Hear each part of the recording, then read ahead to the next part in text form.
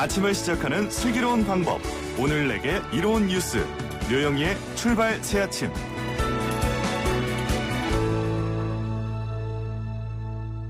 노영희의 출발 새아침 3부 문을 열었습니다. 먼저 경제 박뉴스부터 시작하겠습니다. 알면 대박, 모르면 쪽박. 경제 박뉴스. 복잡하고 어려운 경제 이야기를 쉽고 재밌게 풀어드리는 시간입니다. 알면 대박, 모르면 쪽박. 경제 박뉴스 참 좋은 경제연구소 이인철 소장 나와 계십니다. 안녕하세요. 네, 안녕하세요. 네, 이제 총선 지났으니까 본격적으로 경제에 활발해져야 된다. 모두도 그렇게 입을 모아 얘기하고 있기 때문에 앞으로 이인철 소장님의 입지가 점점 강화될 것으로 제가 우선 분석을 한번 하고요. 자, 코로나19 영향으로 올해 세계 경제가 대공황 이후 최악의 경기 침체를 겪을 거다. 이런 전망이 사실 나왔는데 이거에 대해서 좀 설명을 부탁드리겠습니다. 그렇습니다. 우리가 선거를 치르는 동안 코로나에 대한 우려는 더 커졌습니다. 국제통화기금 IMF가 올해 세계 경제 성장률을 지난 1월만 하더라도 한 3.3% 플러스 성장이 가능하다라고 내다봤는데 그렇죠. 지금 바로 마이너스 3.0%입니다. 마이너스요? 네. 한꺼번에 6.3%포인트를 낮춘 거예요. 그러니까 플러스 3.3이었다가 마이너스 3.0%요. 예. 그래서 이것을 보게 되면 2차 오일 쇼크 당시 1980년대가 그 당시가 이제 마이너스 2.1. 네. 그보다 더 심하고요. 그렇네요. 글로벌 금융위기 직후였던 2009년이 마이너스 0.1. 네. 이것보다도 더 낮습니다. 그래서 미국의 대공황 1930년대 이후 90년 만에 올해 최악의 한 해가 될 것이다라는 겁니다. 자, 이런 이 코로나 사태로 인한 쇼크가 어느 정도냐? 올해하고 내년도 전 세계 경제 규모의 GDP의 손실분이 9조 달러인데요. 이 9조 달러가 어느 정도냐? 세계 3위, 4위 경제 대국인 일본과 GDP의 경제 규모를 합한 것만큼 코로나가 날려버렸다라는 겁니다. 그렇군요. 그나마 네. 지금 IMF는 코로나 팬데믹이 2분기 중에 정점을 찍고 점차 누그러질 것이다라는 부분은 다행이지만 그러나 그 개별 국가별로 보게 되면 선진국 가운데 올해 미국은 마이너스 5.9%, 일본이 마이너스 5.2%입니다. 네. 대부분 다 영국, 독일 다 마이너스고요. 이탈리아는 무려 마이너스 9.1% 성장 전망을 내놨는데 네. 신흥국 가운데 중국과 일본을 제외하고 대부분 다 올해 마이너스 성장을 점쳤습니다. 그러니까 우리 한국도 올해 마이너스 1.2% 성장률, 그러니까 역성장이다 이런 얘기하고 있는 것이고 일본도 마찬가지고 모든 나라가 다 사실은 이제 마이너스라고 보면 되겠군요. 그렇습니다. 네. 사실 올해 우리나라 마이너스 성장 얘기한 거 투자은행을 제외하고 국제기구 가운데 IMF가 최초인데요. 지난 1월만 하더라도 우리 경제 올해 2.2%까지 가능하다라고 했던 IMF가 네. 마이너스 1.2 한꺼번에 3.4%포인트 낮췄습니다. 우리 경제가 마이너스 성장을 한 건 두 번밖에 없습니다. 2차 오일 쇼크가 있었던 1980년대, 당시에 마이너스 1.6%였고요. IMF 외환위기 때 1998년도 마이너스 5.1%였는데 이 두 차례의 위기를 제외하고 마이너스 성장한 적이 없는데 올해 코로나로 인해서 다시 한번 역성장이 불가피하다라는 건데 이게 문제가 되는 건 이 코로나 팬데믹과 국가 간 봉쇄 제휴가 더 길어지게 되면 기업들이 줄도산합니다. 결국 그렇군요. 이 실업이 장기화돼서 네. 공포가 더 확산될 수 있다라는 건데 네. 다만 IMF는 이제 내년도는 이 빠른 회복, 한국 경제가 3.4% 이 플러스로 빠른 회복세를 보일 것으로 내다봤습니다. 그런데 현대차가 동남아 시장에서는 처음으로 또 일본 차보다 많이 팔린 걸로 나타나기도 했어요. 맞습니다. 현대차가 올해 1분기 베트남 시장에서 토요타를 누르고 처음으로 판매 1위를 기록했습니다. 1분기 석 달 동안 베트남에서 현대차는 15,000여 대를 판매했는데 토요타가 13,000여 대에 그쳐서 1,600여 대 차이로 판매 1위를 기록했는데요. 네. 사실 동남아 영해에 보시면 알지만 일본 자동차가 거의 장악을 하고 그렇죠. 있습니다. 분기 판매 기준 현대차가 동남아국에서 1위한 건 처음이고요. 물론 현대차도 1분기 내내 베트남 판매량이 8.5% 줄었지만 토요타는 더 많이 줄었어요. 한 28% 감소해서 충격이 더 컸기 때문인데 동남아 시장은 일본은 과거 이제 전후 이후에 워낙에 일찍에 이제 진출을 해서 시장을 거의 독과점하고 있습니다. 그렇죠. 특히나 인도네시아 가보시게 되면 토요타와 같은 일본 자동차 업계 시장 점유율이 신차 판매 기준 90%예요. 네. 10대 가운데 9대가 메이드 인 저팬일 정도로 심한데 굉장히 이번 이 베트남에서의 이제 현대차 1위는 굉장히 이례적인 것으로 이제 분석을 하고 있습니다. 상당히 의미가 있군요. 네, 아주 짧게 하나만 여쭐게요. 증시 급락장에 대비해서 일부 투자자들이 현금을 비축하고 있다 이런 얘기가 있더라고요. 그렇습니다. 아주 짧게. 예. 오늘 새벽에 뉴욕 증시가 또 떨어졌는데요. 네. 시중에 이제 단기 금융 상품이 있어요. 네. 은행뿐 아니라 이제 증권사에서 파는 이제 단기 금융 상품 MMF, CMA라는 머니마켓 펀드와 종합자산관리 계좌. 입출금이 자유롭지만 하루만 맡겨도 은행보다 좀 높은 이자 주지만 네. 현금 이 보존이 안 되는 겁니다. 이게 불과 한 2달 사이에 2조 원 넘게 불어났는데요. 이 얘기는 지수가 지금 1800대 중반까지 회복했지만 또 2차 조정장이 오면 언제든 이 실탄을 빼서 투자를 하겠다라는 이 여유 자금으로 분석이 됩니다. 그렇군요. 네, 오늘 말씀 여기까지 듣겠습니다. 고맙습니다. 네, 고맙습니다. 네, 지금까지 참 좋은 경제연구소 이인철 소장이었습니다. 아침을 시작하는 슬기로운 방법. 오늘 내게 이론 뉴스 노영희의 출발 새 아침.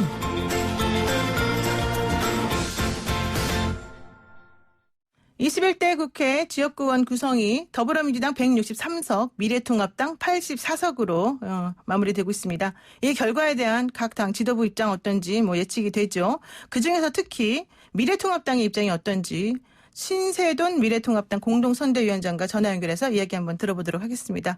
위원장님 안녕하세요. 네, 좋은 아침입니다. 네, 먼저 선거 총평을 한번 들어볼까 하는데 사실 제가 기대했던 것보다 목소리가 아주 밝으십니다. 예, 그렇습니다. 네. 그 총평은 뭐 한마디로 참패했고요. 네. 참패고 이제 우리 내부에서는 이게 왜 이렇게 참패했는가에 대한 이제 반성이 있는데 저는 경제 전문가니까 경제 관점에서 보면 이 경제가 얼마나 어려운가 하는 부분을 내가 국민들한테 설득을 잘 못 시켰구나 그런 자괴감이 많이 들고요. 네네. 또 하나 걱정은 이제 뭐 거의 3분의 2에 가까운 의석을 득표를 했기 때문에 집권 여당이 네. 이제는 브레이크 없이 마음대로 이제 정책을 하겠구나.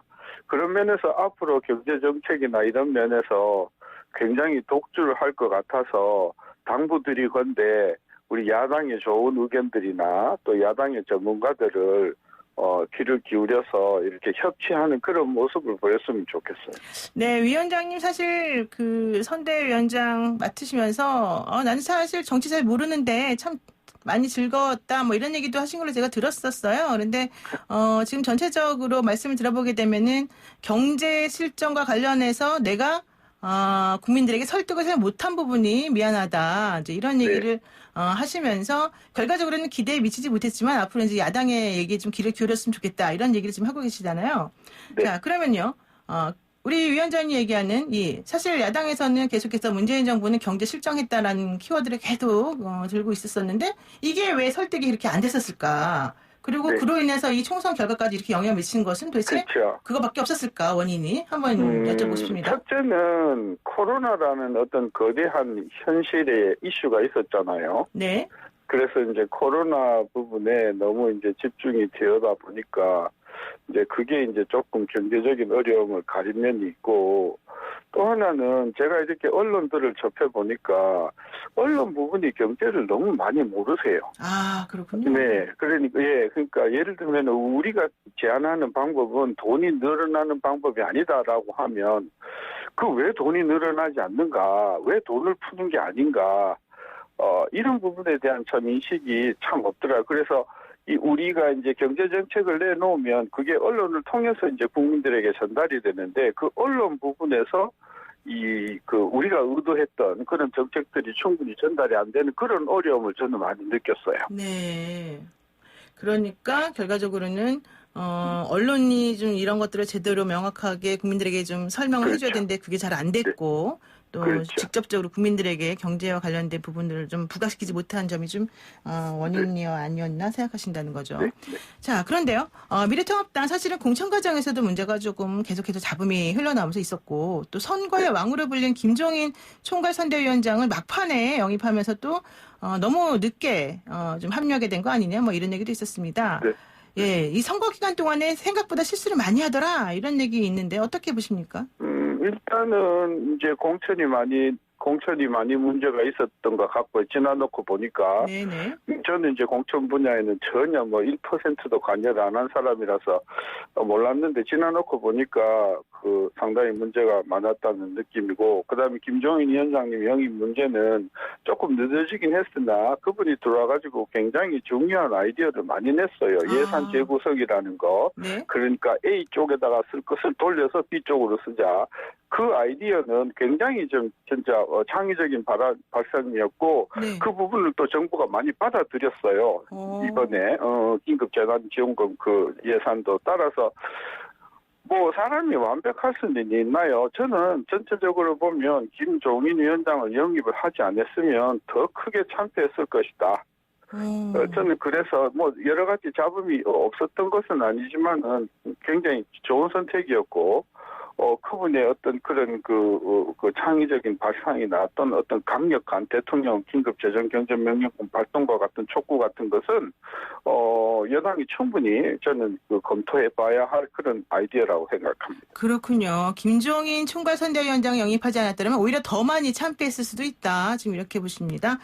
이런 그 인터뷰를 들으시면서 우리 애청자분들께서 참 쿨하십니다.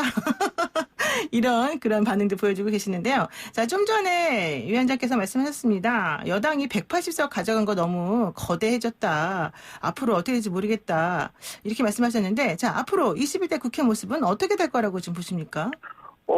저는 굉장히 여러 가지 입법이라든지 이런 문제에서 브레이크 견제 장치가 없기 때문에 저는 악수를 둘 가능성이 굉장히 크다. 그리고 이제 코로나 문제가 이제 어느 정도 수습이 되면 진짜 우리나라 경제의 실상이 드러날 텐데 그 경제적인 어떤 어려움을 극복할 수 있는 능력이 저는 없다고 생각합니다. 지금 그래요? 집권 여당이. 네. 따라서 앞으로 경제적인 이슈, 즉 세계적인 금융공황이나 국내적인 실업 문제나 이런 문제에 있어서 앞으로 굉장히 많은 문제에 봉착할 텐데 이때 저는 정부가 야당의 힘을 빌리고 야당과 협치하는 모습을 보임으로써 국민에게 좀 안정감을 주는 그런 어떤 노력이 매우 필요한데 이렇게 압도적으로 압승을 해버리면 정부가 더 오만해지지 않을까 그런 면들을 많은 국민들이 특히 야당을 찍었던 국민들이 그걸 우려하실 것 같아요. 그러니까 지금 현재 문재인 정부나 여당 쪽에서는 경제 문제를 극복할 능력이 없는데 이 180석이라고 하는 이 득점에만 신경 쓰다 보면은 야당과 협치를 게을리할 수도 있겠다. 이렇게 되면 오만해질 수 있으니 우리가 이거를 조금 우려해서 좀 잘 봐야 되겠다. 이렇게 보시는군요. 네. 알겠습니다. 오늘 말씀 여기까지 듣겠습니다. 네, 고맙습니다. 네. 지금까지 신세도 미래통합당 공동선대위원장과 이야기 나눴습니다. 네. 지금 저희가요 신세돈 통합위원장과 같이 공동선대위원장과 같이 이야기 나눴고요. 미래통합당 지금 변호사들의 조찬 파티 저희가 마련해 놓고 있으니까요. 잠시만 기다려 주세요.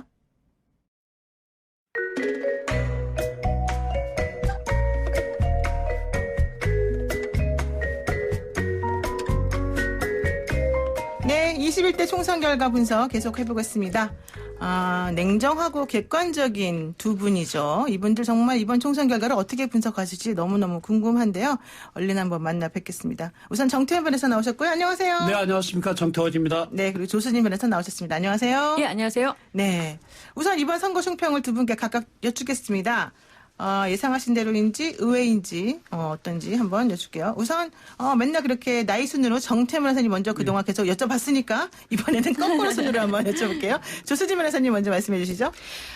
이번 선거는 이 양당 구도가 굳어졌는데요. 코로나19 대응을 정부가 잘한 것에 대한 여당에 대한 칭찬, 그리고 야당의 리더십 부재와 사천 논란, 그리고 마지막에 막말 파동까지에 대한 국민들의 냉정한 평가, 이 두 가지가 크게 작용했다라고 보이고요. 저는 뭐 예상대로 흘러간 것이 아닌가 이렇게 생각합니다. 그리고 예상대로. 또 하나가 제3당들의 의회의 부진, 이 비례 연동제를 도입하면서 기대됐던 정의당의 약진 같은 것도 없었고요. 민생당도 내려앉았고요. 그래서 결국에는 국민들은 강력한 당을 원한다.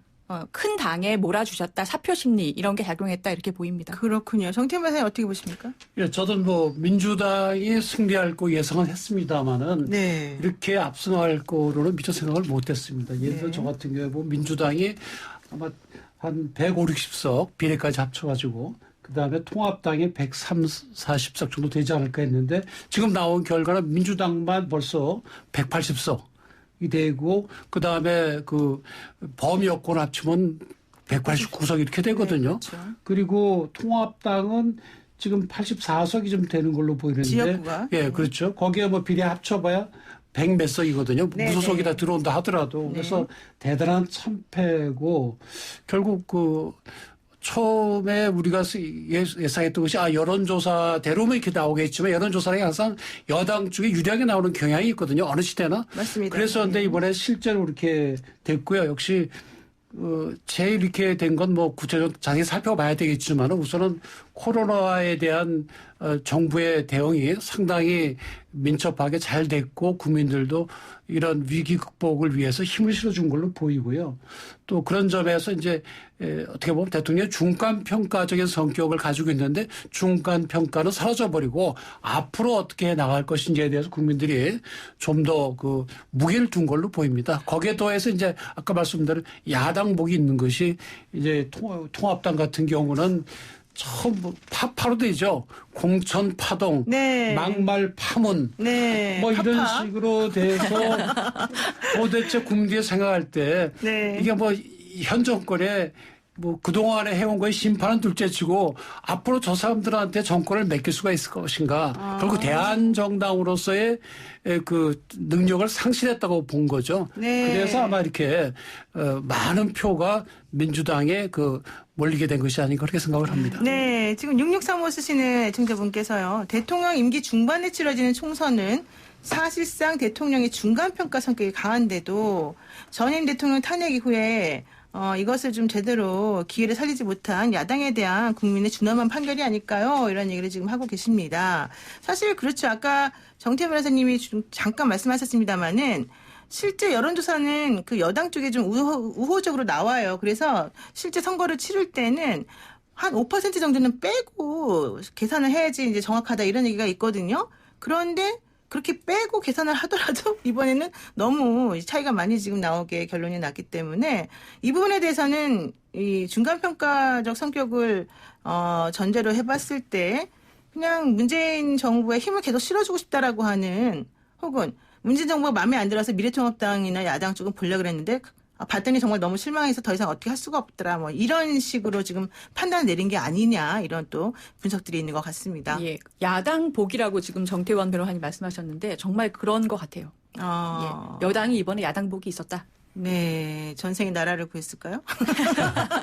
근데 사실은 국가적으로 보면요. 야당복이 있다는 건 좀 안 좋습니다. 안 좋죠. 왜 그런가 하면 싶어요. 항상 이 민주주의가 되려고 하면 여당과 야당이 서로 견제해가는 이런 역할을 해야 되거든요. 네. 근데 야당이 이렇게 지리멸렬을 하게 되면 여당 혼자 나가잖아요. 그러면 여당이 뭐 하늘에 대해서는 천사들만 모여있는 것도 아니고 옆에서 이렇게 체크를 해주고 견제를 안 해주면 이게 국민들의 어떤 이익과 좀 어긋나게 가는 수도 있거든요. 네. 그런 점에서 앞으로 이제 민주당이 집권당으로서의 책임감뿐만이 아니라 실질적으로 국정을 독자적으로 운영을 해 나가야 될 가능성도 있거든요. 그 점에서 책임이 굉장히 커졌다고 볼 수가 있습니다. 네, 지금 그 지승호님하고 최미사님께서 뭐라고 얘기를 하셨냐면 20대 국회에서 동물국회, 식물국회 다 봐서 의석수가 엇비슷하면 아무것도 되는 게 없구나. 국민들이 다 알았기 때문이 아니냐. 이렇게 얘기를 하셨고요. 최미사님 또 너무 싸우고 무조건 반대만 하니까 안 되겠다. 그냥 한쪽에 몰아주자. 이런 국민의 판단입니다. 이렇게 얘기를 좀 하고 계십니다.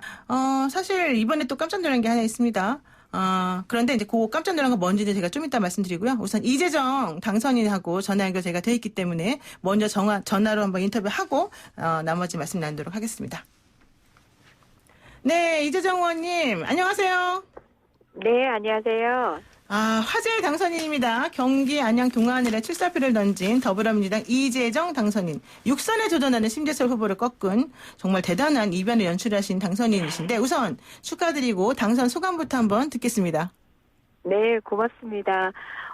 사실 선거에 임박해서 나온 여론조사들이 당선 가능성이 높다라고 점쳐주셨지만 그럼에도 불구하고 여론조사가 가지고 있는 여러 가지 또 맹점들도 있었잖아요. 그 기세가 있을 때는 또 샤이한 분들도 있고 하다 보니까 끝까지 맘 놓을 수 없는 선거였고요. 오히려 유세 기간 동안 시민들 만나면서 하루하루 변하는 모습에서 느꼈습니다. 그 가운데 사실 저의 출사표 던질 때 각오보다는 유세 기간에 배운 여러 가지 것들로 당선 소감을 대신하고 싶은데요. 역시 코로나19 위기 상황에서도 왜 투표가 필요한지를 자각하고 있는 국민, 막연히 그 테이블 위에, 책상 위에서가 아니라 거리에서 느꼈습니다. 그래서 민주주의가 왜 필요하고 국민의 대표가 왜 필요한지를 절감한 국민들이 저는 투표소로 갔다고 생각하고요. 그래서 전 세계에 또 다 우리나라 선거 상황들을 지켜보고 있고 저는 그 점에 빤한 얘기 같지만 이 얘기를 안 할 수가 없어요. 정말 시민의 승리고 대한민국 국민의 승리다. 그리고 그에 대한 짐을 이어받은 우리 일꾼들이 해야 될 일 다지는 시간입니다. 네. 사실 어제 제가 밤늦게 이재정 의원하고 전화통화를 했었었는데 그때 목소리가 완전히 쉬었었는데 지금은 또 네. 아주 낭낭하게 아마 밤에 조금 주무셨는지 어쩐지 기분이 좋아서 그랬는지 잠은 못 주무셨을 것 같은데. 자, 그런데요. 사실은 이제 네네. 신재철 원내대표 통합당의 이 원내대표가 워낙 정치 건물이기 때문에 이번에 네네. 재선에 도전하는 이재정 의원이 과연 잘 넘을 수 있을까 이렇게 우려하시는 분들도 있었는데요. 이렇게 육선에 도전하는 정치 거물을 꺾을 수 있었던 이재정 당선인의 저력, 뭐라고 우리가 얘기할 수 있을까요? 네, 흔히 선거를 평가의 선거라고 하는데요. 저는 시민이 요구하는 것들이라고 생각해요. 왜 시민의 요구가 사실 신재철이라는 일꾼보다는 이재정이 더 잘할 수 있지 않을까 하는 20년 동안 표를 받고 지지받았던 심의원의 저력도 물론 있겠지만 안양의 시대 정신이든 대한민국의 시대 정신이든 이제는 선택을 달리할 수밖에 없는 그런 국민의 요구의 코드에 제가 맞지 않았나 싶고요. 무엇보다 제가 좀 독특하게 선거를 했어요. 어떻게 네. 하셨습니까? 예. 일반 국민들은 당연한 얘기인 것 같지만 클린 캠프라고 해서 선거법을 정말 너무 칼같이 지켰고 소위 선거법의 경계선에서 넘나드는 관행이라는 것들을 안 하고 네거티브에 일치 대응을 안 하다 보니까 저희 캠프 식구들 또는 지역의 주민들도 많이 걱정을 하셨어요. 네. 근데 저는 그 고루했던 지난 관행들에 원칙적으로 대응했던 것 그게 저는 되려 시민들은 좀 반기셨다고 봐요. 네. 실제 네거티브라고 따지고 본다면 심 의원님을 둘러싼 여러 가지 것들이 있잖아요. 제가 일체 우리 캠프 사람들한테 못하게 했거든요. 네. 흔히 본회의장 무슨 얘기 이런 것도 있잖아요. 저는 하지 말자 우리 얘기만 하기도 바쁘다라고 했는데 실제 이제 시민들은 그런 네거티브를 먼저 제기한 사람들보다는 비전을 제시하고 해야 할 일에 대해서 이야기하는 사람한테 더 많은 점수를 주는 것 같습니다. 네, 사실 클린 선거라고 하는 거는 웬만한 자신감 없으면 할 수 없는 그런 거죠. 네. 본인이 계속 막 밀리고 있는데 지금 네거티브라도 해야 되겠다 이게 일반적으로 인지상정일 텐데 그렇게 안 하셨다는 것 자체가 대단하다고 생각이 드는데요. 자, 그런데 또 한편으로 이런 분위기도 있습니다. 민주당의 압승 분위기도 한몫했다. 그렇지만 민주당이 시민당과 함께 180석이라고 하는 너무 많은 이 의석수를 가져감으로 해서 오히려 21대 국회에서 오만할 수 있는 거 아니냐. 우리나라 국민들이 그동안 보여줬던 견제와 균형의 힘이 조금 밀린 거 아니냐 이런 걱정하시는 분들 좀 계시거든요. 어떻습니까? 네, 흔히 이제 의석수가 한쪽으로 너무 몰렸을 때 이제 경제와 균형이 그 다음 선거에서는 작동할 것이다. 이런 기계적인 분석을 많이들 하시는데요. 견제와 균형이라는 것은 무조건 반대를 통해 가지고 발목을 잡는 정당한테 이야기하는 것이 아니라 합리적인 기준을 가지고 어떤 제안을 했는데도 누군가가 듣지 않았을 때 국민은 이미 양적인 평가가 아니라 질적인 평가를 하고 계십니다. 네. 그렇기 때문에 우리 당 역시도 국민이 지금 어떤 걸 요구했는지 잘 보고 국민의 의사와 합당하게 이 의석수의 권위를 행사한다면은 국민 존중할 테고요. 그걸 가지고 일방적으로 야당이 이거 다수행포다라고 한다고 해서 국민이 외면하지는 않을 거거든요.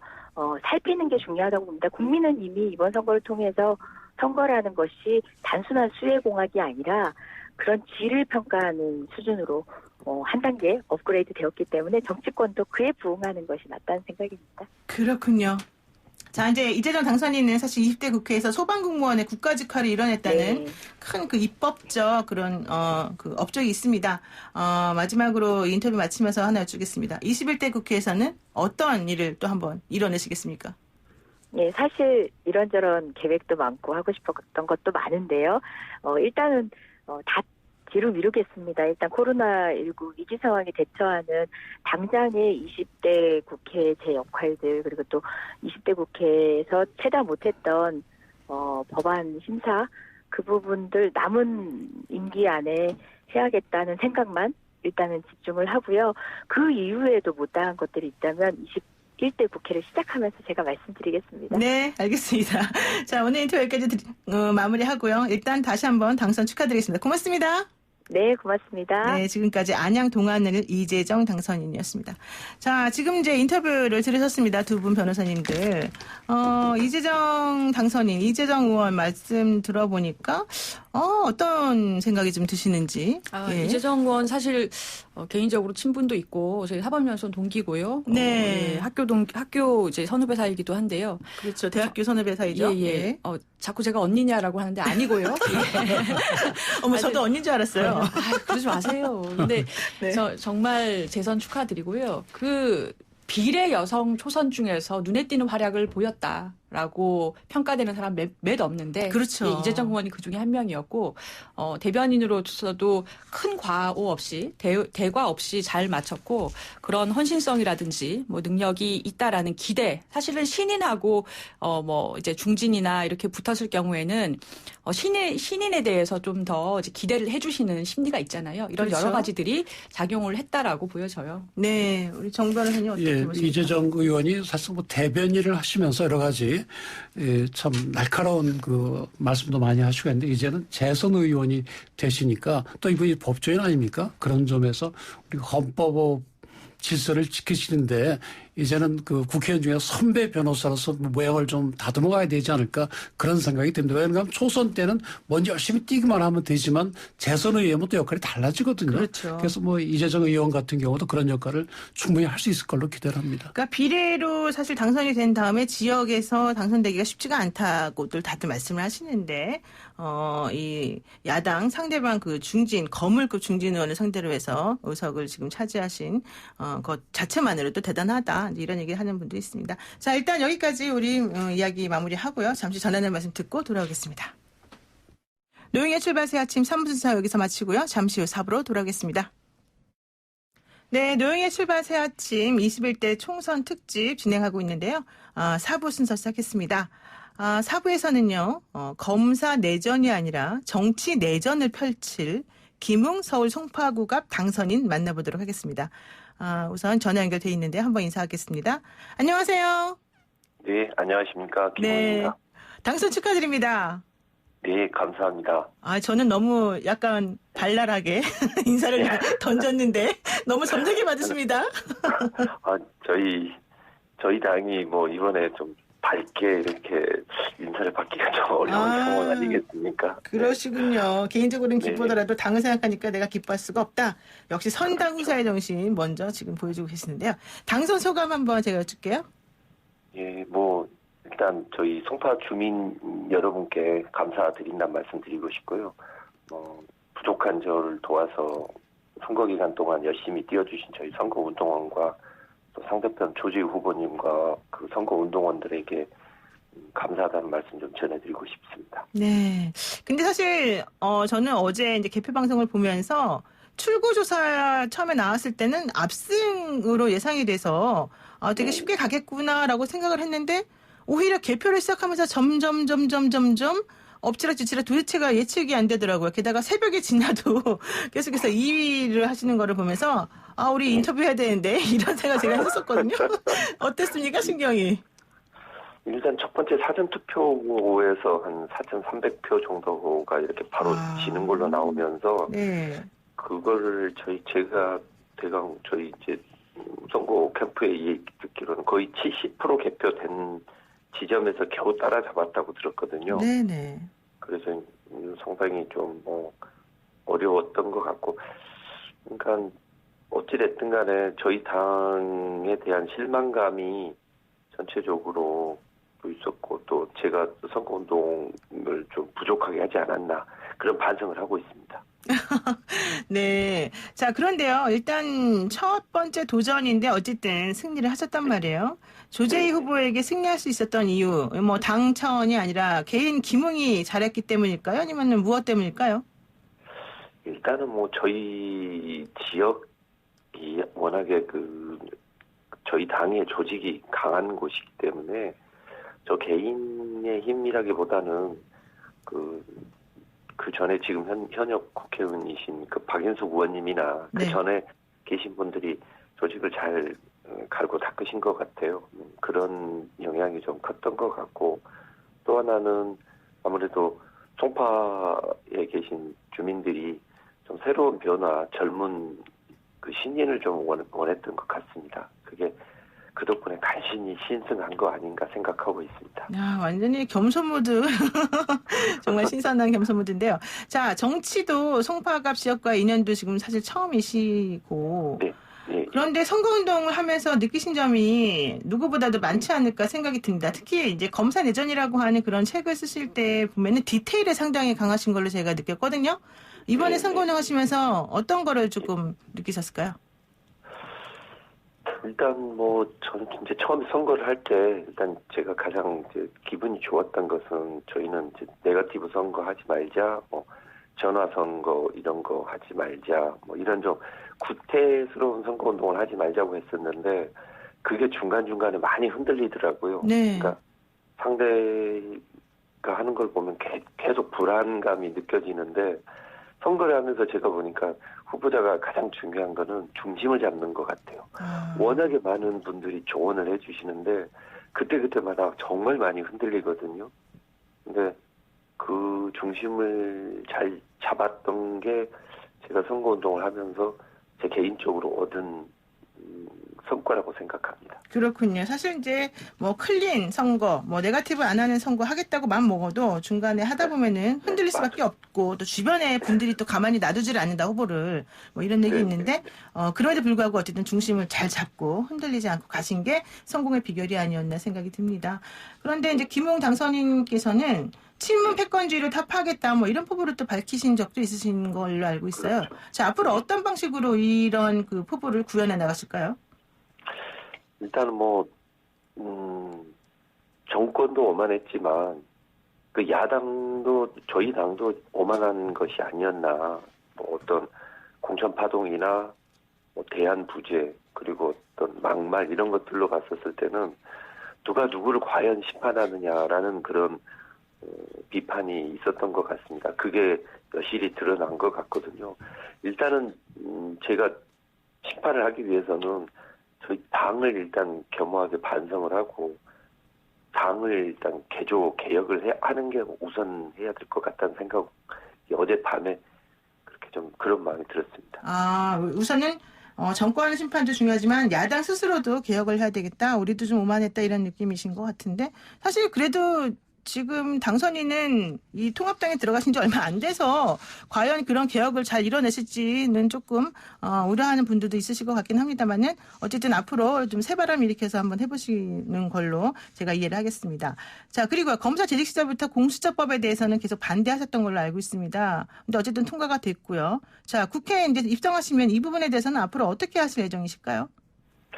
그게 원래 처음에 그 군소 야당들 사이에서 권은희 의원이 이렇게 대표 발의를 하셔서 어느 정도 수정안이 좀 나온 부분이 있습니다. 그렇죠. 최소한 그 정도로는 뭔가 좀 해야 공수처가 정말 그야말로 잘못된 그런 정권의 보위처가 되는 것을 막을 수 있다고 생각하거든요. 그래서 그 부분에 대해서는 계속해서 좀 설득을 하려고 합니다. 뭐 여야를 넘어서 이게 잘못하면은 누구든지 우리에게 그 칼날이 될 수도 있다라는 것들을 좀 널리 알려서 합리적인 그런 방향, 적어도 권은희 의원이 주장했던 그 정도까지는 개선이 돼야 된다고 생각합니다. 그러니까 공수처법 관련해서 최소한 권은희 안 정도로는 입법에 개정이 필요하겠다 이런 얘기를 지금 하고 계시군요. 그렇죠.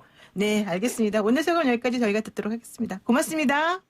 네, 감사합니다. 네, 지금까지 김웅 서울 송파구갑 당선인과 이야기 나눴습니다. 자, 두 분 지금 우리 인터뷰하는 거 들어보셨을 텐데요. 자, 어떻습니까? 우리 검사 출신이신 정태현 변호사님께 먼저 한번 여쭤보겠습니다. 검사 출신 변호사가 사실은 정치에 입문한 거 아니겠습니까? 도전했는데 성공했어요. 일단 입성은. 출신은 그렇게 얘기할 수가 있는데 그 이제 검사 내전 읽어보신 분들은 아시겠지만 검사 내전은 생활인으로서의 검사, 직장으로서의 검사로서의 여러 가지 겪는 애환 같은 거를 이제 적은 거거든요. 네네. 그래서 이제 김웅 검사하고 그때 이 책을 가지고 같이 방송에 같이 토론도 한 적도 있는데 네. 굉장히 비정치적인 검사입니다. 원래 성향 자체가 그렇습니다. 좀 정치적이진 그리고 않았어요. 네. 지금 말씀이 이제 선거운동 과정에 중심을 잡는 게 중요하다고 그렇게 말씀하셨는데 이분을 보면은 굉장히 건전하고 정상적인 가치와 사고를 가진 사람이다. 이렇게 볼 수가 있어요. 네. 그래서 그런 점에서 지금 통합당의 문제점 같은 것들을 정치인은 모르거든요. 그러니까 정치인이 정치적으로 바라볼 때는 눈에 보이지 않는 것을 이분과 건전하고 정상적인 중심이 잡혀 있는 새로운 신에 들어가게 되면 통합당도 좀 고칠 수 있지 않을까 싶고요. 근데 사실 지난번에 토론할 때 제가 검사는 만주에 독립운동하는 항일 그 독립운동가들은 아니니까 그냥 생활인으로서 있는 생활을 적은 거 아니냐 그런 얘기를 했었는데 이제 정치인이 되시면 이게 바르고 중심이 잡힌 가운데 독립운동하듯이 열심히 하셔야 될 겁니다. 그렇게 네. 하면은 정말로 검사하시다가 정치인이 되신 것이 정치적인 욕심 때문에 된 것이 아니다. 그걸 이제 지역 주민들한테 보여줄 수 있을 걸로 보입니다. 그렇군요. 예, 저는 검찰 개혁이 벌써부터 이제 언급이 되고 있고 사실 여당이 이제 과반 넘게 굉장히 힘을 얻으면서 검찰 개혁을 밀어붙일 겁니다. 그런데 지금 검찰 출신이시고 지역구로 당선되셨고 힘을 많이 받을 것이기 때문에 중요 역할을 하실 수 있는 포지션에 있다고 보이고요. 다만 정치판이라는 곳이 본인의 의사를 통과시키려면 굉장히 특이한 다른 데서 필요하지 않았던 노하우가 필요한 곳이잖아요. 어떻게 결집시켜서 어떻게 설득하고 어떻게 주고받느냐. 네. 그걸 빨리 깨치셔서 합리적 보수로서의 역할을 좀 해주셨으면 그래서 개혁에 협치를 하셨으면 이런 생각이 좀 듭니다. 네, 그렇군요. 뭐 두 분 다 법조인이시기 때문에 또 법조인의 관점에서 냉정하게 검사 출신이 국회의원 당선인에 대해서 얘기를 지금 해주셨습니다. 자, 그러면 이제 전반적으로 또 나머지 이야기를 한번 진행을 한번 해보겠습니다. 우선 그로올해서 민주당 윤건영 당선인이 통합당의 김영태 후보를 이겼습니다. 그리고 뭐 우리 계속 얘기했지만 더불어민주당 고민정 당선인 그 대변인이었던 청와대 대변인 출신이 미래통합당의 그 대권주자 잠재적 대권주자 오세훈 후보를 꺾었단 말이에요. 네. 이게 전부 다 청와대 출신이기 때문에 뭔가 인센티브를 얻었다 이렇게 볼 수도 있는 겁니까? 그게 뭐 인센티브를 얻다기보다는 사실 국민들이 지금 그 현 문재인 대통령을 지지하는 것이 나타난 것이라고 봐야죠. 사실 이번에 출마한 청와대 수석들은 100% 당선됐고 행정관 이상도 50% 이상 당선이 돼서 굉장히 승률이 높거든요. 네. 근데 이분들이 그렇다고 뭐 대통령께서 뭐 이분들 위해서 선거운동 하신 건 아니거든요. 그렇지만 이분들이 대통령을 모시고 일했던 사람들이고 앞으로 당에 들어가서도 대통령과 거의 같은 마음으로 움직일 거라고 생각을 해서 국민들이 뽑아준 것이기 때문에 결국 대통령에 대한 지지율이 반영된 걸로 보이고요. 또 앞으로 당도 청와대와 좀 더 긴밀한 그 역할을 가질 때 이분들이 하실 수 있는 그런 범위가 많이 늘어날 걸로 보입니다. 네. 네.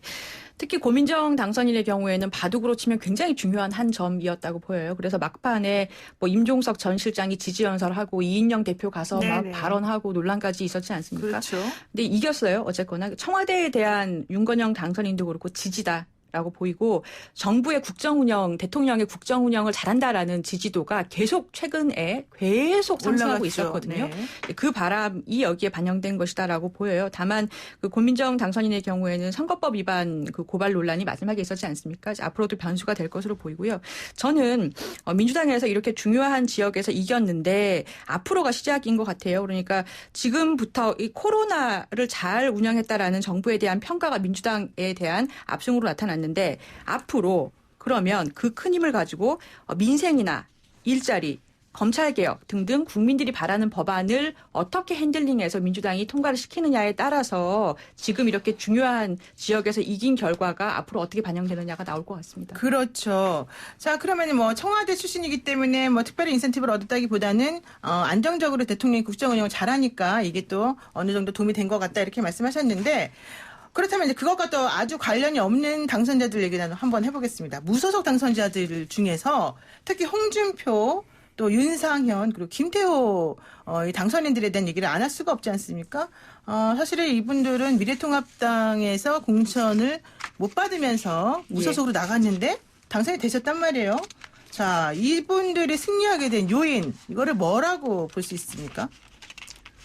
글쎄 우선 뭐 이분들 입장에서는 김영호 공천관리위원회 공천을 잘못했다 뭐 이렇게 볼 수도 있는 거고 또 한편 생각해 보면 이분들이 다 다선 의원들이거든요. 그렇죠. 그런 점에서 이 통합당이라는 그런 그 브랜드는 더 이상 힘을 발휘 못하고 결국 개인들의 역량에 따라서 당선이 됐다 이렇게 볼 수가 있죠. 물론 이분들이 뭐 통합당 출신이시기는 하지만 네.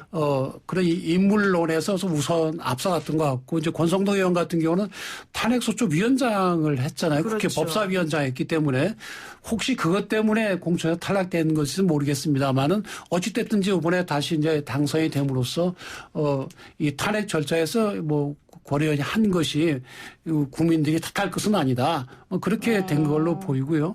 뭐 홍준표 의원 같은 경우도 지금 황교안 대표가 지금 뭐 대표직을 내려놓은 그런 마당에 다시 돌아가서 뭔가 역할을 하려고 할 걸로 보이고 김태호 그렇죠. 의원도 지금 뭐 대선 주자급으로 되니까 이분도 돌아와서 역할을 할 수 있을 걸로 보이고 네. 또 주호영 의원도 그렇고 그래서 이 무소속으로 당선되신 통합당 출신 때 네 분이 돌아가시게 되면 네. 당을 개편하는데 상당한 영향력을 발휘할 수 있을 걸로 보입니다. 그러니까 사실 이제 무소속 국회의원들이 지금 당선이 많이 됐는데 그분들의 좀 다수를 차지하는 분들이 미래통합당에서 공천 잡음 때문에 나온 분들이란 말이죠. 그래서 다시 이제 돌아가서 미래통합당에 어떤 기여를 할 것으로 보입니다. 그런데 그렇게 할 거라면 원래 그렇게 할 거였다면 왜 공천을 그렇게 좀 이렇게 납득이 안 가는 방향으로 했을까 뭐 이런 얘기도 좀 나왔는데 여기에 대해서는 또 이런 얘기를 합니다. 황교안 대표가 당시에 이제 조금 관여를 좀 하면서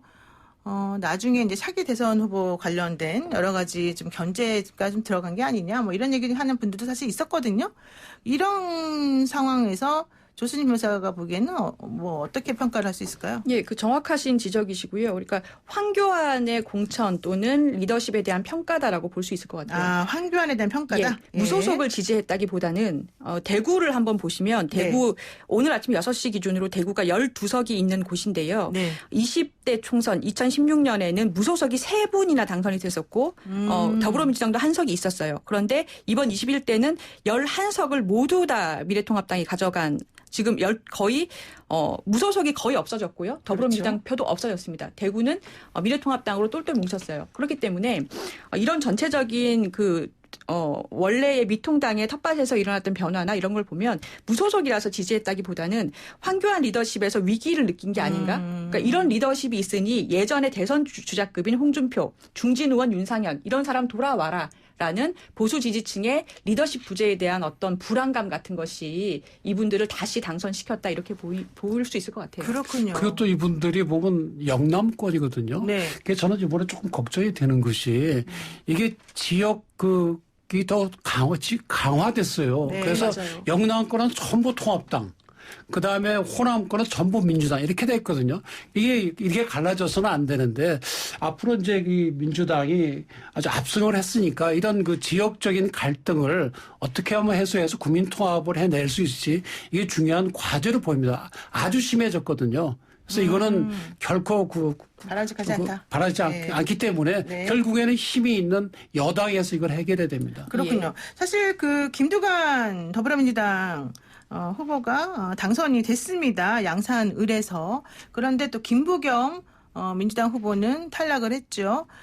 이런 것들을 보더라도 일단은 그 지난번 선거 때에 지지를 높게 받았던 분이라 하더라도 일단 이번에는 조금 모양새가 달라진 그런 기류를 읽을 수가 있는데요. 자, 그렇다면 호남에서 영남권 후보가 한 명도 안 나온 것도 많이 안타깝고 앞으로도 이제 이 지역 구도 자체를 조금 바꿔야 된다 이런 얘기는 당연히 할 수 있을 것 같아요. 자, 마지막으로 황교안 대표 또 심재철 원내대표 또 전 원내대표 나경원 후보까지 모두 낙선의 고배를 마신 미래통합당 관련해서 한마디씩 하시고 좀 정리를 하겠습니다.